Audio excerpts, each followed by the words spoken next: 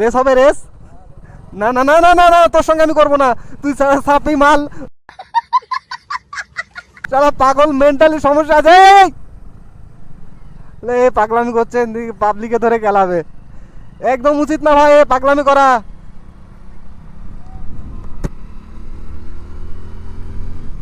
আয় আয় আয় আয় আয়।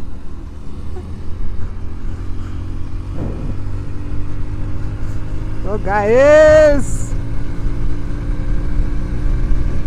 ওকে দিয়ে আলাম একদম পুরো একদম ভোরে একটা বিশ্ববিখ্যাত টান।